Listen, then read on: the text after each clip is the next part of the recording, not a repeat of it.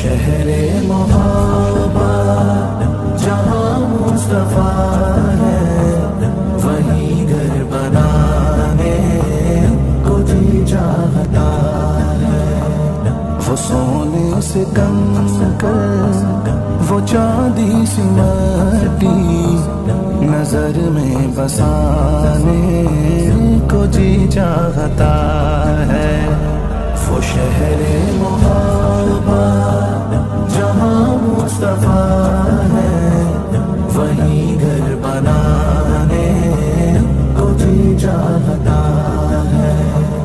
جو پوچھا نبی نے کہ کچھ گھر پہ چھوڑا، تو صدیق اکبر کے ہونٹوں پہ آیا۔ جو پوچھا نبی نے کہ کچھ گھر پہ چھوڑا، تو صدیق اکبر کے ہونٹوں پہ آیا۔ وہاں مال و دولت کی کیا ہے حقیقت، وہاں مال و دولت کی کیا ہے حقیقت، جہاں جان لٹانے کو جی چاہتا ہے۔ وہ شہر محبت جہاں مصطفیٰ ہے، وہیں گھر بنانے کو جی چاہتا ہے۔ جہاد محبت کی آواز گونجی، کہا حنظلہ نے یہ دلہن سے اپنی۔ جہاد محبت کی آواز گونجی، کہا حنظلہ نے یہ دلہن سے اپنی۔ اجازت اگر دو تو جام شہادت، اجازت اگر دو تو جام شہادت لبوں سے لگانے کو جی چاہتا ہے۔ وہ شہر محبت جہاں مصطفیٰ ہے، وہیں گھر بنانے کو جی چاہتا ہے۔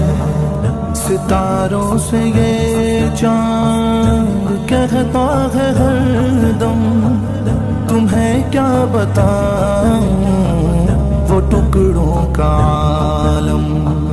ستاروں سے یہ چاند کہتا ہے ہر دم، تمہیں کیا بتاؤں وہ ٹکڑوں کا عالم۔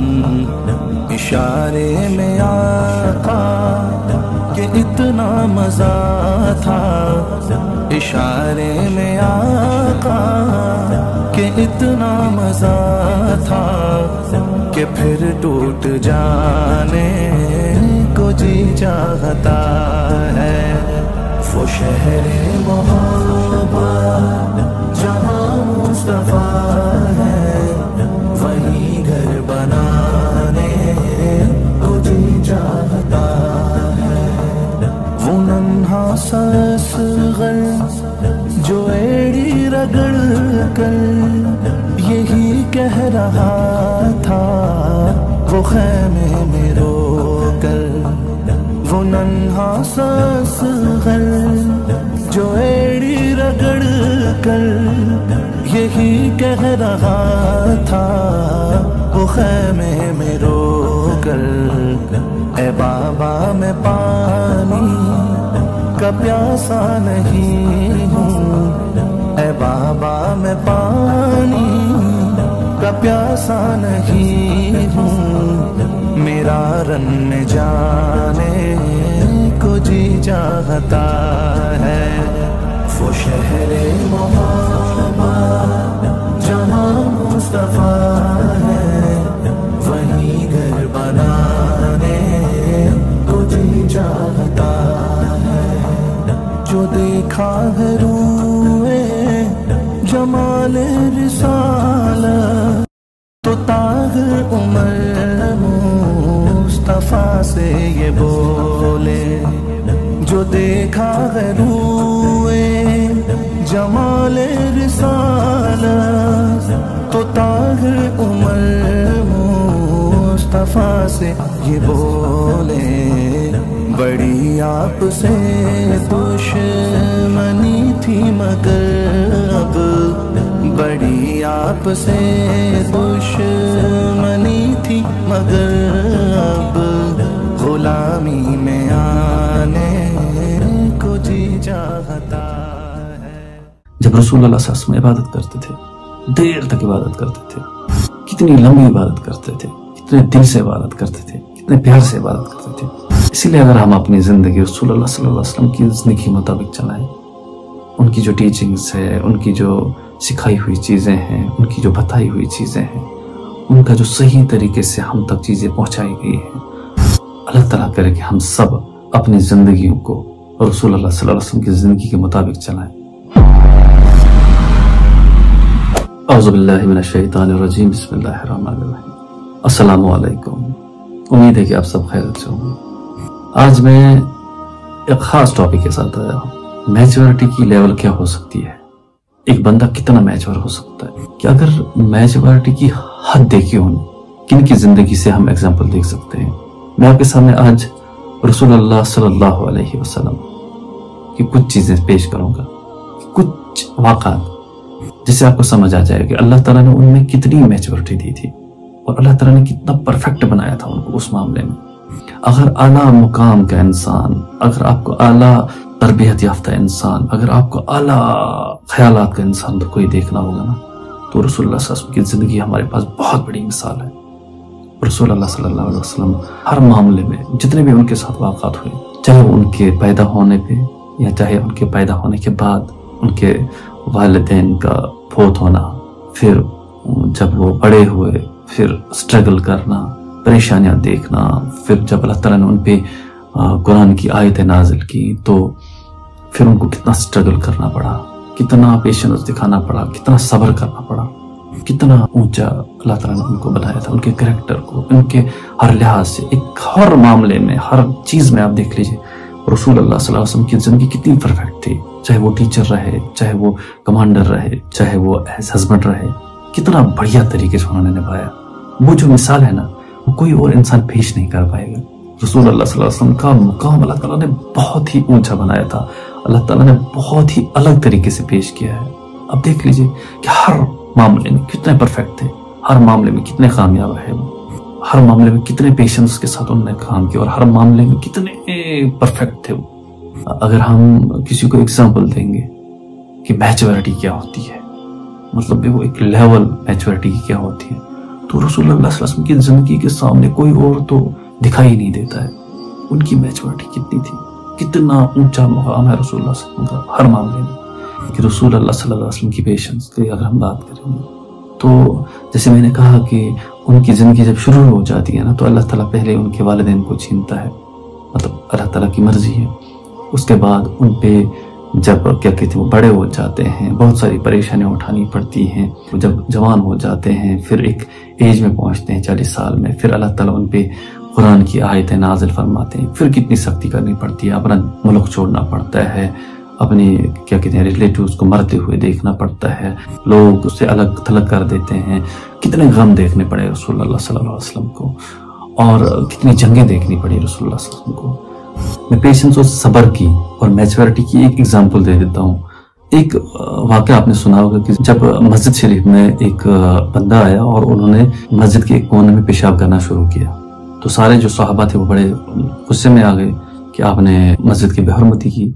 तो रसूलुल्लाह सल्लल्लाहु अलैहि वसल्लम ने उन सहाबा को रोका, कहा नहीं, आप गुस्सा ना करें, आप इसको करने दीजिए, उसको पहले फारिग होने दे दीजिए। उसके बाद उस जो बंदा था, जो शख्स था, उसको समझाया कि नहीं, ये जो जगह है ये साफ पाक जगह है, ये अल्लाह ताला का घर है, तो हमें इसकी कदर करनी चाहिए, यहाँ पे आप पेशाब ना करें। और रसूलुल्लाह सल्लल्लाहु अलैहि वसल्लम ने फिर उस जगह को साफ करवाया। अगर हमारे यहाँ पे आप खुद अंदाजा लगा सकते हैं, कहीं पे भी बेहुरमती होती है किसी भी तरीके से, तो हमें इतनी पेशेंस ही नहीं है, हमें इतनी टॉलरेंस ही नहीं है कि हम इस चीज को बर्दाश्त कर पाएंगे। और रसूलुल्लाह सल्लल्लाहु अलैहि वसल्लम ने हमें कितना वो सब्र दिखाया, कितना हमें मैच्योरिटी का लेवल दिखाया कि नहीं, अगर ऐसे आपके साथ जिंदगी में वाक़यात होते हैं तो आप वो टॉलरेट करना चाहिए। یہ چیزیں ہمیں کسی اور کی زندگی سے نہیں ملتی. یا میں آپ کو ایک اور ایگزامپل دے دیتا ہوں کہ ایک بار جب ایک صحابی وضو کر رہے تھے اور وہ غلط کر رہے تھے تو رسول اللہ صلی اللہ علیہ وسلم نے جب دیکھا تو انہوں نے اس کو یہ نہیں بولا کہ آپ غلط کر رہے ہو، آپ کو صحیح طریقہ پتہ ہی نہیں ہے، آپ تو صحابہ ہیں، آپ نے تو سیکھنا چاہیے تھا مجھ سے، آپ تو میرے پاس بیٹھے اور آپ نے ابھی تک سیکھا نہیں. انہوں نے کیا کہ انہوں نے انہیں روکا، بولا کہ میں وضو کرتا ہوں، آپ دیکھو کہ میں صحیح وضو کرتا ہوں یا نہیں. اور رسول اللہ صلی اللہ علیہ وسلم نے جب وضو کیا تو صحابی نے دیکھا اسے، اس کو خود سمجھ آیا کہ نہیں، مجھ میں یہ چیزیں غلطی تھی، مجھ میں یہ چیزیں غلط تھی، تو میں ان چیزوں کو سدھاروں گا، اور اس نے وضو کرنا سیکھ لیا. یہ طریقہ ہوتا ہے، یہ ایک میچورٹی ہوتی ہے، یہ ایک لیول ہوتی ہے. اور رسول اللہ صلی اللہ علیہ وسلم کی زندگی کا ایک اور ایگزامپل، ان کو سیلف کنٹرول کتنا تھا، مطلب کہ کتنے اپنے آپ کو، اپنے جذبات کو کنٹرول کرتے تھے.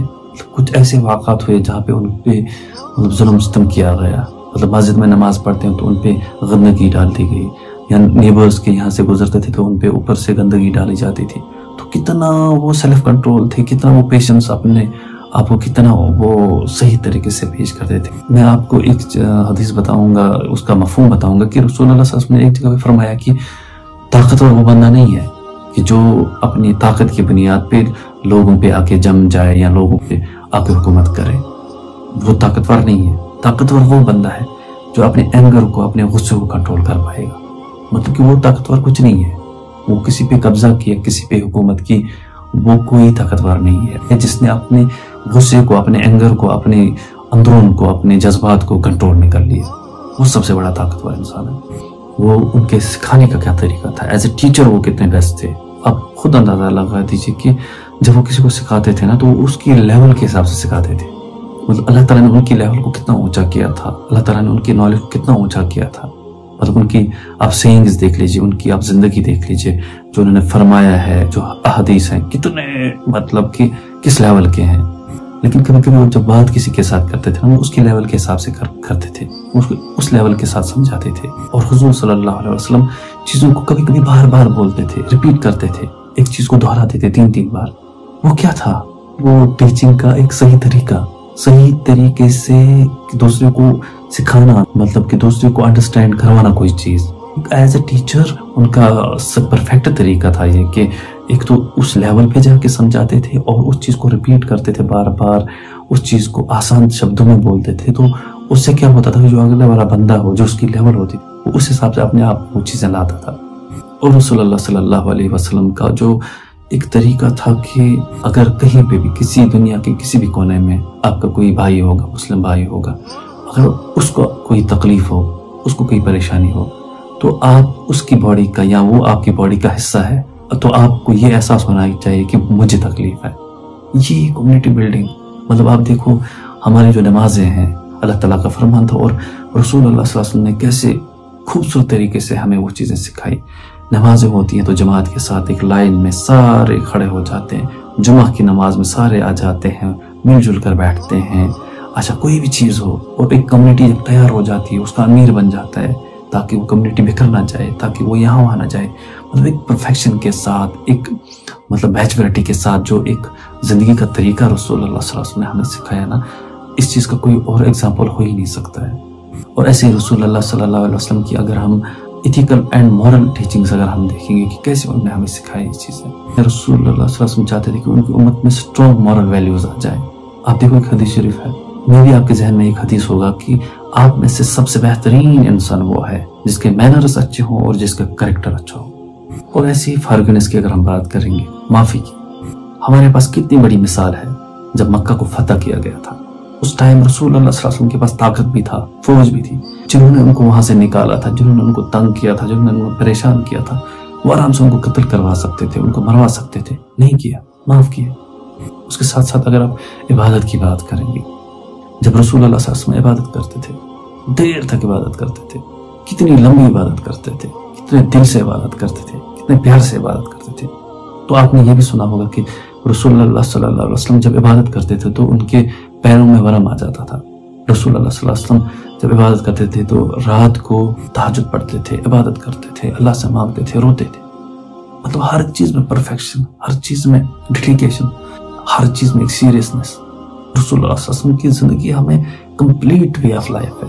کچھ بھی ہم وہاں سے لے سکتے ہیں، کچھ بھی وہاں سے ہم سیکھ سکتے ہیں۔ اب دیکھو، چاہے وہ نیبرز کے ساتھ بہیو ہو، چاہے وہ ریلیٹیوز کے ساتھ بہیو ہو، چاہے اپنی بیوی کے ساتھ بہیو ہو، چاہے اپنے بچوں کے ساتھ بہیو ہو، چاہے اپنے کیا کہتے ہیں صحابہ کے ساتھ ان کا بہیویئر ہو، اللہ تعالیٰ کے جو حقوق ہیں ان کو ادا کرنا ہو، حقوق اللہ، حقوق العباد، ہر معاملے میں اللہ تعالیٰ کے رسول صلی اللہ علیہ وسلم کتنے پرفیکٹ تھے، اللہ تعالیٰ کے رسول صلی اللہ علیہ وسلم کتنے میچور تھے۔ یہ چیز ہم سیکھ سکتے ہیں۔ اس چیز سے ہمیں یہ پتہ چلتا ہے کہ رسول اللہ صلی اللہ علیہ وسلم صرف اسپرچولی ہی ہمارے گائیڈ نہیں تھے، وہ دنیا کے لحاظ سے بھی ہمارے گائیڈ تھے۔ بہت سارے ایسی جنگیں ہوئی ہیں جب انہوں نے لیڈ کیا ہے، اب آپ کے سامنے تو ایگزامپل پڑے ہیں، بہت سارے ایسی چیزیں ہوئی، بہت سارے ایسے واقعات ہوئے ہیں جہاں پہ انہوں نے لیڈ کیا ہے۔ مطلب as a leader, as a teacher, as a guide, as a perfect model, as an example, رسول اللہ صلی اللہ علیہ وسلم از دا بیسٹ۔